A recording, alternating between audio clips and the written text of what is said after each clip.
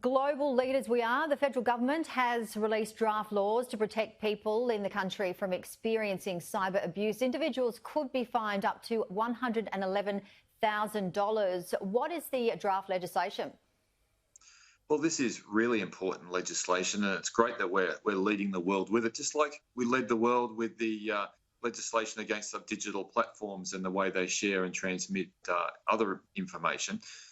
But essentially, this legislation, it increases the response time to some of the previous legislation, and also brings in a whole new, what we call a scheme, which is against trolling, if you will, against adults. And it brings in fines, and it brings in times that social media sites, gaming sites, and others have to take down material.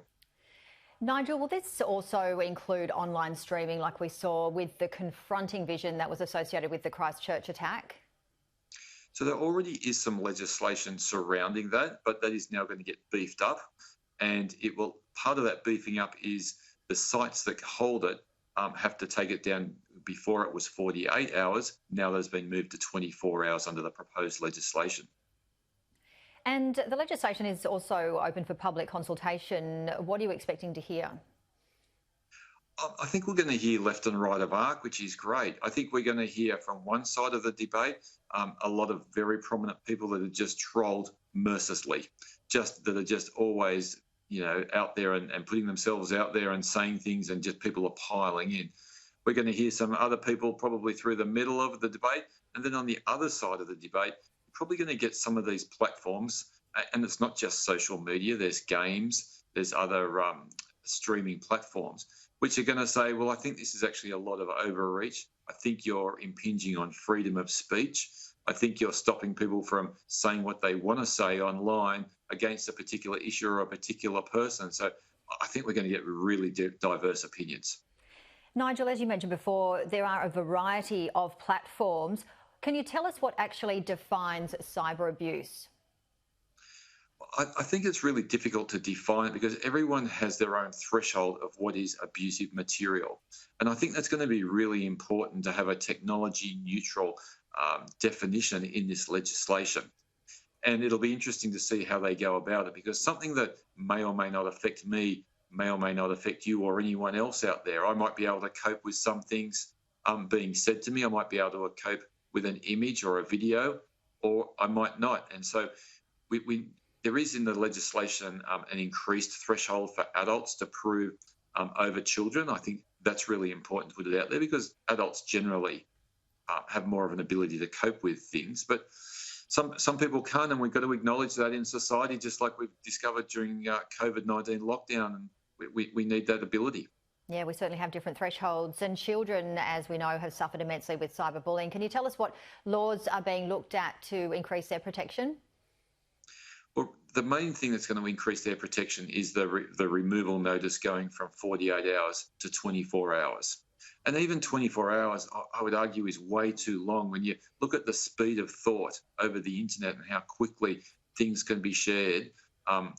Whether that's through an app, whether that's through a game, whether that's through traditional social media, whether it's through some of your more bespoke social media platforms.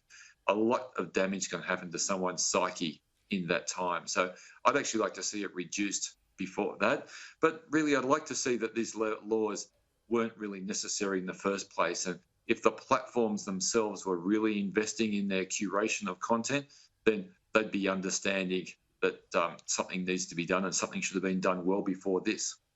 You mentioned the psychological damage that it can cause for some people. Do you think the $111,000 fine for individuals, and I believe it's just over $500,000 for businesses at this stage, do you think that's enough? Do you think we need to see higher penalties and other penalties? The first thing I think is we can't legislate our way out of online problems, that there's more to any issue than just creating more laws. Of course, we have to police those laws. And I think the answer to that question will come in probably 2, maybe 3 years' time. And that's when, hopefully, some of the fines are being dished out. And hopefully we see a change in behaviour by people in the online environment. People seem to think that they're anonymous online, and they're going to really quickly understand that they're not. You're more anonymous probably just walking down the street. We leave a lot of digital footprints about ourselves out there, and I'm hoping the investigation officers at the E-Safety Commissioner really dig down into those and find the perpetrators and say to them it's not okay to do this sort of thing and fine them accordingly. Yeah, it's certainly not okay, as you said. And finally, Nigel, we've heard from some high-profile people really speaking openly about their own experiences. How important is it for such people to have a voice on this subject in order to get these laws passed? And do we need more voices? I think we definitely need more voices and a variety of voices. And I think we need to get people that do the trolling, that pile in, so as to speak, need to understand that obviously their behaviour is not okay, but the effect it has on them. Because the majority of these people, if they saw that same person walking down the street and they didn't know who they were, they wouldn't be brazen enough to actually insult them in a real world environment. Yet behind a keyboard, they seem emboldened.